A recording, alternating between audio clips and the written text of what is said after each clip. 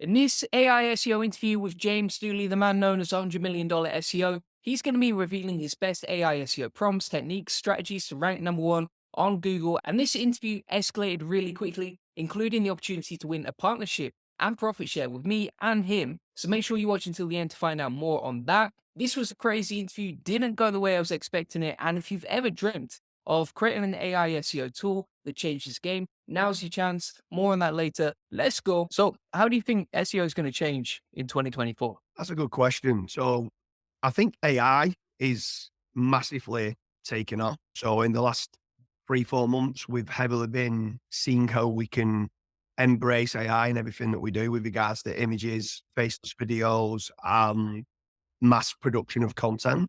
But also I feel like the links are going to be more important as well because it's become a lot easier to scale out content en masse.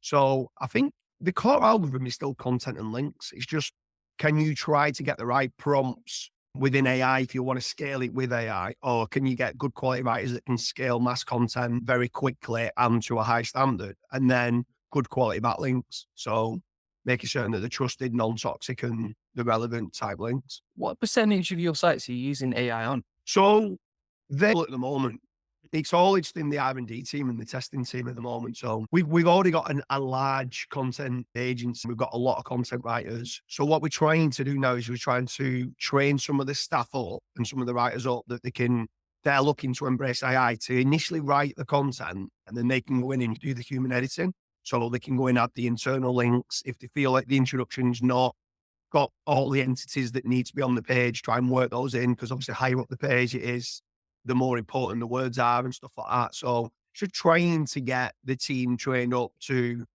basically allow it to supercharge them. So instead of them thinking, oh, it's going to replace my job, if you become very good at the prompts with AI, they can supercharge them as being a writer that can now do 10,000 words a day instead of 2,000 words a day. Yeah, I think that's it. It's way easier to scale.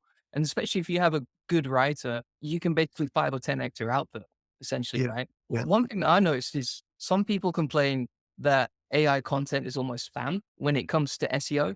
But the thing that I noticed is if I compare, say, the average human writer that we would get a blog from on Upwork, and we compare that to AI outputs today, usually AI is better if you have the right tool in place, right? Absolutely agree with you. So we sat down with 5 of our best content writers that we had, and we ran an amazing test for a full day. And we sat down and we said, right, okay, here's something that I think was 45 questions that they had to answer. So I said, go and answer these 45 questions specifically for getting featured snippets. It was all question based and they all had featured snippets for that question. So they all came back, the 5 writers, and there was 225 variations of answers of what we had.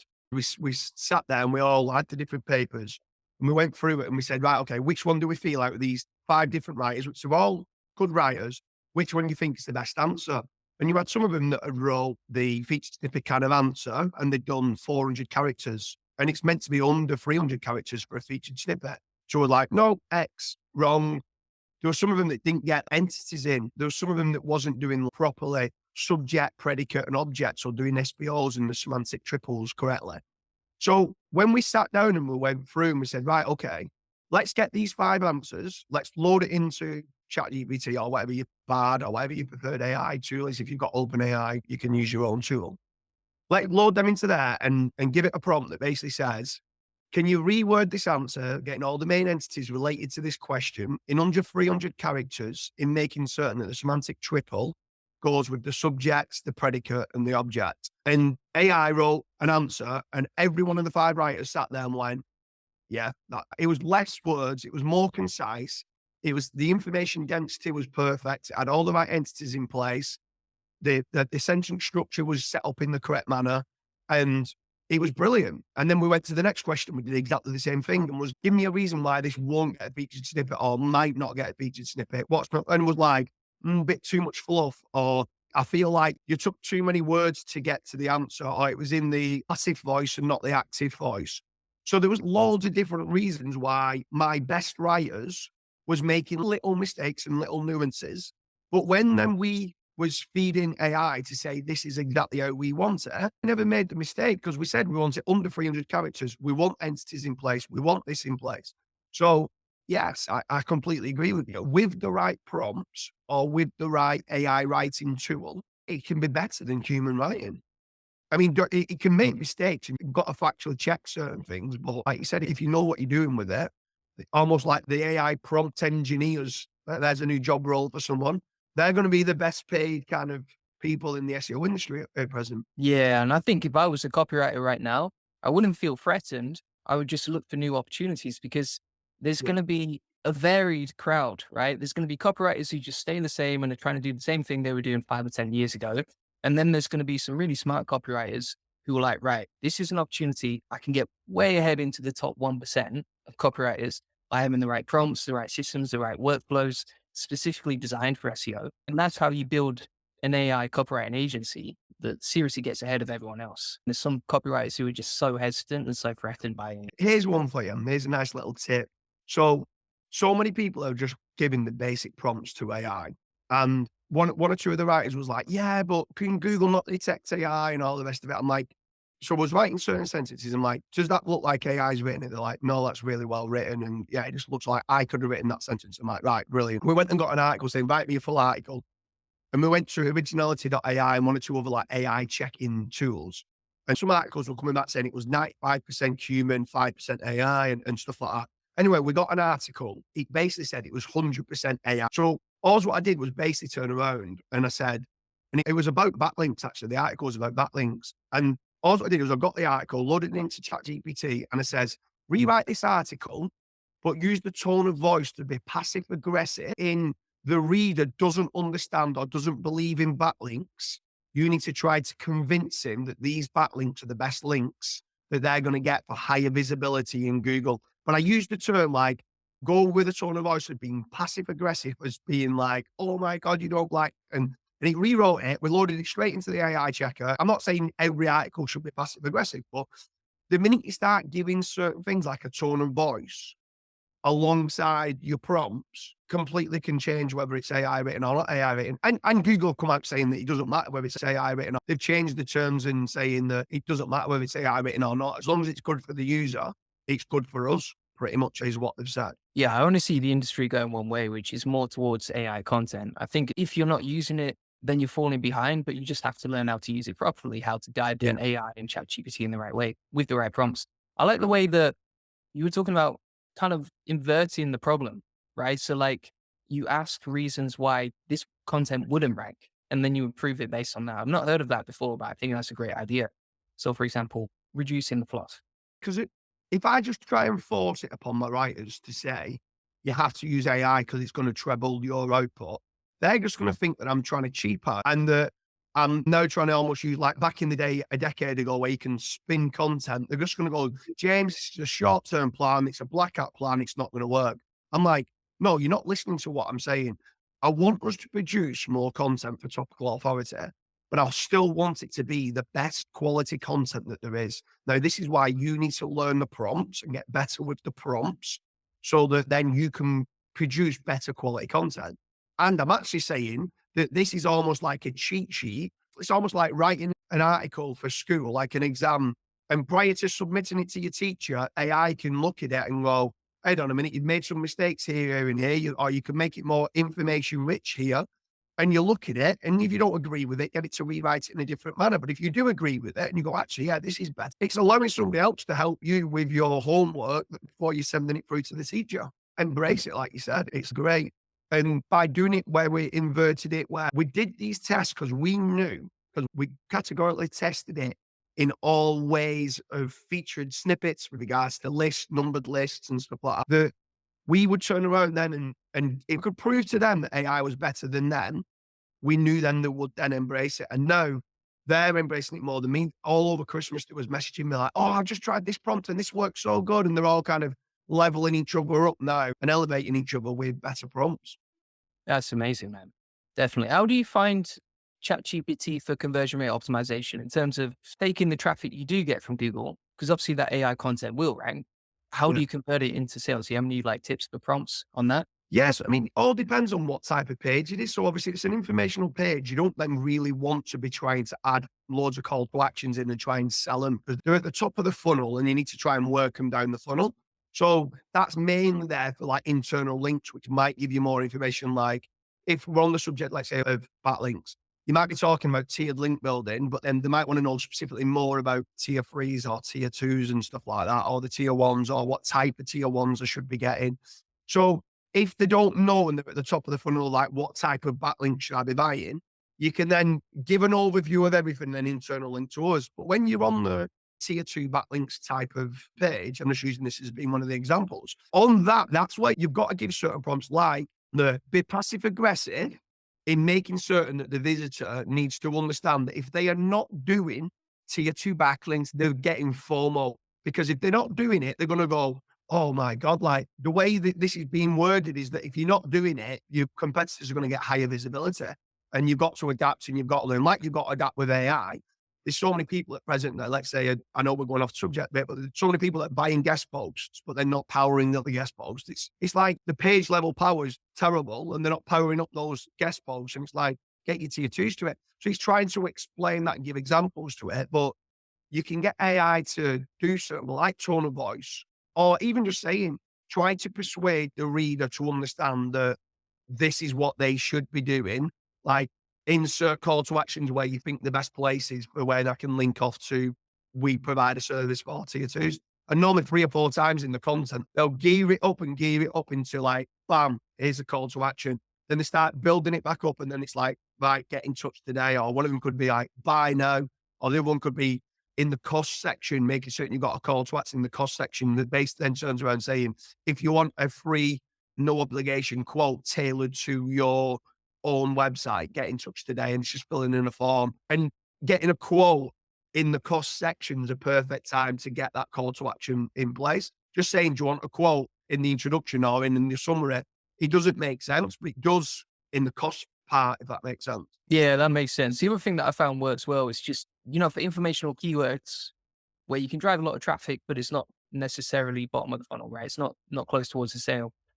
Just having a lot of pop-ups on the page that Yeah. provide, value relevant to that article seems to convert really well. And then they're not going to buy it today, but 2 months, 3 months down the line, once you've nurtured them, works really well. How worried on a scale of 1 to 10 are you about search generative experience? Not much, to be fair, because I do feel like for informational terms, in my opinion about SGE is they're trying to get people from the top of the funnel and they're going to try and provide the answers within Google down to the bottom of the funnel as quickly as they can. Why? Because they're trying to get them the informational terms at the top of the funnel. Not many people bid on with PPC. The bottom of the funnel, everyone's bidding on PPC. So what they're trying to do is very quickly get them people from thinking about they're going to do something here. So then there's more questions showing up in SGE. They're going, oh, what's this? Oh, what's that? Before you know it, they've spent 30 minutes on Google. They've got all the information they need. And now they're ready to inquire or they're ready to do something. But when they click in that next one, if you actually follow it and type in certain things and follow what they're trying to get you to do. So you're following almost Google's funnels.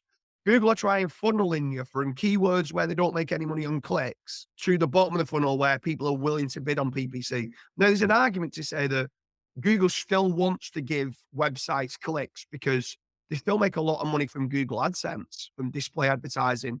So they're not going to take all the clicks away from people. But at the end of the day, you need to still be trying to rank for the bottom of the funnel type stuff. If you can rank for the bottom of the funnel type stuff, and in certain industries, there's no chance that the SGE is going to pull in. So Google's not going to offer advice on certain things to do with health or finance or anything with regards to like gambling related when it's heavily regulated. If they go and pull something in that's their recommendation, they then can get into trouble. And I'm telling you now, like in the UK, like UKGC, if Google go and promote a non-licensed casino within Google, right, they will get the biggest fine you'll ever see. You're talking £300 million fine. So are they really going to start pulling and giving recommendations themselves as opposed to it being, here's a third party featured snippet? If the SGE who's giving the answer from all these different places, they need to be very careful with what they do with regards to what financial advice that they offer when they're not a financial advice. They're not trained up on that. They're just pulling in the information from different places. So I think we're going to need to adapt like anything. Like you've just got to adapt and learn. Every day is a school day and you've got to try and develop and learn one. 100%. That's always the way, isn't it? With some of the responses I saw on search generative experience as well, the quality is really low. Like, you Yeah, just wouldn't even want to read it. You want to skip straight to the websites. The other thing I noticed as well is sometimes for local keywords, it doesn't generate a response. And there's a lot of different types of keywords where search generative experience isn't generating any response at all. So I think keyword strategies have to change, like you say, adapt, yeah, maybe less informational keywords. But it's a quick answer, isn't it? It's a featured snippet on steroids. That's what I noticed. yeah, yeah, yeah. And you're experimenting with faceless videos as well, you say? Yeah, so I've just invested in a company that does faceless videos just because I do like the videos of what they're doing. It's just churning out mass videos. So we can do like 30, 40 videos a day. So for certain industries, let's say carpet cleaning and stuff like that, they don't really need to see someone like me or the owner of the carpet cleaning company. They just need to see certain tools and products that can clean a surface with a voiceover. AI can do the voiceover. AI can get the images and stuff like that, and it can merge together and plug in that it ranks for local terms like carpet cleaning in Manchester. Do you know what I mean? And stuff. So I don't feel it's going to work well in the most competitive niches because I feel like, oh, someone wants to trust. But for some of the local type businesses, they're just looking for a carpet cleaner. It says, I'm a carpet cleaner in Manchester. And it's just going to rank the video, which you can do on Vimeo, you can do on YouTube, you can put it onto Pinterest, share it on Twitter. It just gives you a lot of media rich content that you can be sharing everywhere because you need to get traffic from as many sources as you can. So don't rely on Google organic search. In fact, if you want to improve Google organic search, you need to be getting traffic from different places. So we get so much traffic from Twitter, Pinterest, LinkedIn, YouTube, Vimeo, like every place you can think of, we're trying to be active on. And to be fair, mate, that's what I absolutely love about you. Because wherever I go, I just see Julian Goldie pop up everywhere. It's like you become, and I always call it effective frequency. So they say in traditional marketing, until you've seen something a minimum of 3 times, you will never buy from them or you'll never go ahead with something. You need to see them at least 3 times, or you see the products at least 3 times. So knowing that, like with what you do, you've got so many different funnels going on where you're giving like free ebooks away, you're giving a course away, you're giving SOPs away. So you're getting them all in on different funnels. You've got an email list, you've got a massive Twitter following, you've got a massive YouTube following. That is just what everybody should be doing in 2024. That is the holy grail of traditional, now online digital marketing, but you just took traditional marketing onto another level and put it digitally online and exploded, which is unbelievable. Thanks, man. Yeah, I think branding is everything. And I remember speaking to Gary Wilson about it. He used to Yeah, own a link building agency for anyone watching who doesn't know who he is. But one of the things he said was that if he had a choice between ads and brand, he would pick branding every time. And that made total sense to me because I think, for example, I see a lot of agencies in particular who are trying to scale with cold ads, but those cold ads are not going to convert unless you have a brand, which yeah, then elevates your conversion rates, particularly in competitive industries. And I yeah, think one of the things that I kept being called by my friends last year was Mr. Everywhere in terms of yeah. every channel you go to. And even my family said it when I went back home. They were like, we might have to meet you here because we see you everywhere, too many places. Can't get rid of it. So yeah, that's something that's quite easy to set up, I think, as well these days, because you can hire these VAs and as soon as you have a system that's working, Yeah. you can turn that into an SOP and you can track, is that VA doing what they need to every single day? For example, Twitter or for example, LinkedIn. I don't post on these channels myself and it's really powerful for doing that. Yeah, and not only that, the power of the paid ads to grow your branding is huge as well. So like saying like over a weekend, right, is like a quarter of the price of LinkedIn ads, right? So try and get some following on LinkedIn, which then is obviously gonna cross promote to people seeing your videos and subscribing to you on your YouTube channel, then seeing some tweets that you've done and following you on Twitter. But then Pinterest, if you do nice infographics like your thumbnails of your YouTube, you do nice videos, go and pin those on your Pinterest channel and go and run £5, £10 worth of Pinterest ads. And then you try to grab as many SEOs that might be on Pinterest, which is, bear in mind, there's millions and millions on there as well. You might not have tapped into that audience yet, but then next minute they go and see one of your videos, they now subscribe, now they see your Twitter, now you see the SOPs, now they get into your email list.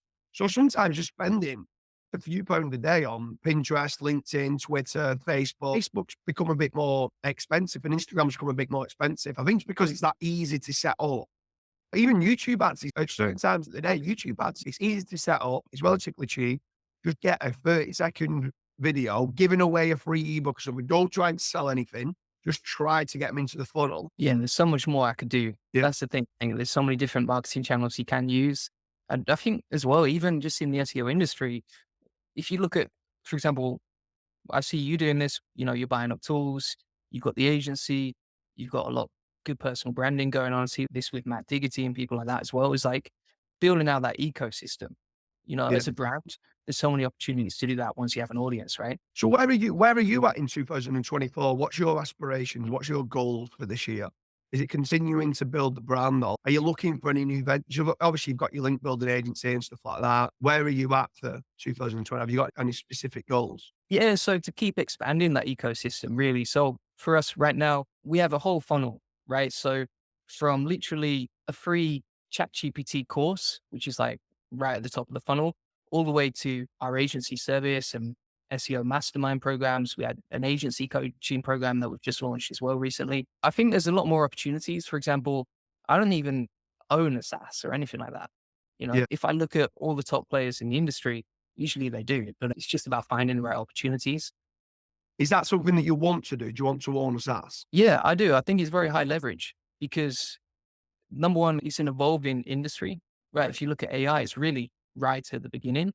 And Yeah. also we have the audience and one of the questions that get asked like pretty much every single day is what is the best AI tool? And I think there's so many tools out there. I can't really give a definitive answer, and I think there's still so many opportunities in this industry that haven't been met yet. You know what I mean?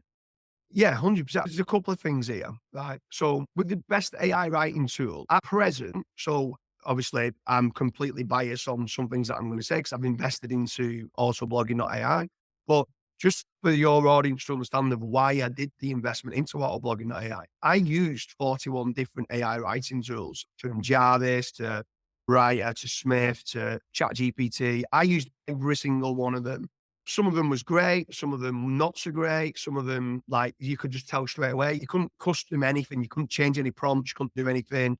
Some was very buggy, kept breaking on me and stuff like that. And then I came across Babaf's autoblogging.ai and it ranked the best. It did the best with regards to ranking and it did the bulk generation. So we did exactly what you've done where you've scaled a load of sites out. And then we started going down the road of, can we try to make this better? Can we try to make the output better and stuff like that? A lot of the audience, they just want a cheap AI writing tool. And in my opinion, where there's a massive gap in the market is Weber 100% could create a better output, which cost a lot more money. So it might cost in total the amount of kind of credits and stuff that it uses. People don't realize to write a 3,000 word article, there could be like 5,000 lines of prompts that go into that article. Every single H2 that comes in, there's a specific prompt to how to answer that H2. So some people go, oh, why not just use ChatGPT? I'm like, because you don't know the prompts for the answer to give the right question. So I'll throw something out there to you. Why don't we ask the audience to come up with 5 different tools, SaaS tools, AI tools, that me and you will choose the best 3 of the 5, or if there's 5 great ones, everyone might come up with 5 different ones and stuff like it. Could be like, I really love a YouTube image thumbnail creation that converts the best. And we go, right, okay, let's set up an AI tool that can do that because we know the right prompts to use with Midjourney or DALL-E. Or it could be a high level premium content just for Parasite SEO articles or even just for money sites. Because you was asking the question with regards to sales copy. Well, depending on what the article needs to be about, we know what needs to go in there for what tone of voice it needs to be. We know how to get the right sales copy. We know exactly. So if you was to do like a question like James Dooley versus Julian Goldie, right? So we was having a battle off who's the better SEO. We know that when we're prompting it, the first sentence underneath it needs to be the main difference between James Dooley and Julian Goldie. Give the answer, right? If you don't do that start of the sentence structure, it's difficult for Google to start understanding where the answer is to that question. So some people just then start chatting on and just being, Julian Goldie's an SEO and he's been in it since 1999. No, too much fluff. you've not got the answer. So we know what prompts like, how old is James Dooley? James Dooley is 23 years old. Do you know what I mean? We know the answers that need to be to the questions.